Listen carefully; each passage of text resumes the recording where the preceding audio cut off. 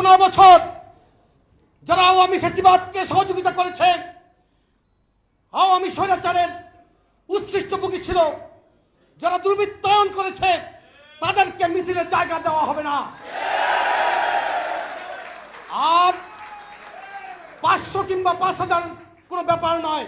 আমাদের পোর খাওয়া কর্মী যারা অনেক কষ্ট করেছে গত 18 বছর, তারা যাতে 500 বা 5000-এর মাঝখানে হারিয়ে না যায়, এই জন্য প্রত্যেককে দায়িত্বশীল ভূমিকায় থাকতে হবে। বন্ধুরা আমার, আমরা দুর্বৃত্তদের কিন্তু জায়গা দিব না।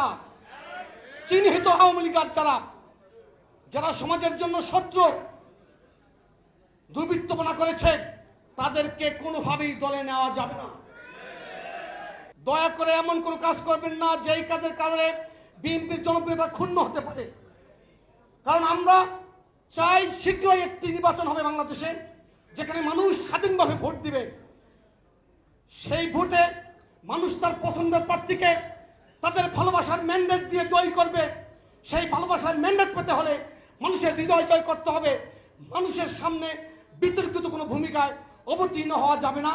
আপনারা প্রত্যেকেই সচেষ্ট থাকবেন। আপনার স্ব ইউনিটে গিয়ে আপনাদের অধীনস্থ নেতৃবৃন্দকে এই বার্তা পৌঁছে দিবেন।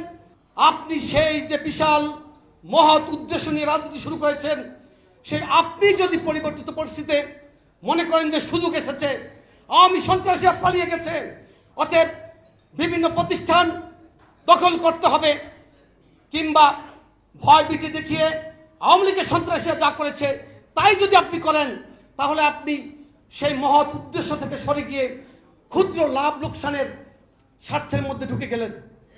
এটা কি আপনার চরিত্রের সাথে বৈপরীত্য নয়? আপনার কি এটা করবেন? বন্ধুরা আমার, দখলদারিত্ব করা যাবে না, চাঁদাবাজি করা যাবে না, ভয় ভীতি দেখানো যাবে না।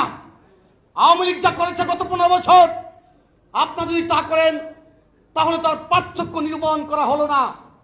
আমাদের সাংগঠনিক অভিভাবক দেশনায়ক জনাব তারেক রহমান সারা বাংলাদেশের বিএনপি পরিবারের সাথে ইতিমধ্যেই ভার্চুয়ালি সংযুক্ত হয়ে তিনি হুঁশিয়ারি উচ্চারণ করে দিয়েছেন যে কেউ যদি কোনো অন্যায়ের সাথে সম্পৃক্ত হয় তাহলে তাকে কিন্তু ক্ষমা করা হবে না। বন্ধুরা আমার, যে আমাদের অভিভাবক তারেক রহমান অনেক ভালোবাসেন, তিনি আপনাদের প্রতি কঠোর হুঁশিয়ারি উচ্চারণ করেছেন, বলেছেন আপনারা যদি সংগঠন বিরোধী কাজে জড়িত হন আপনাদেরকে কিন্তু তিনি ক্ষমা করবেন না।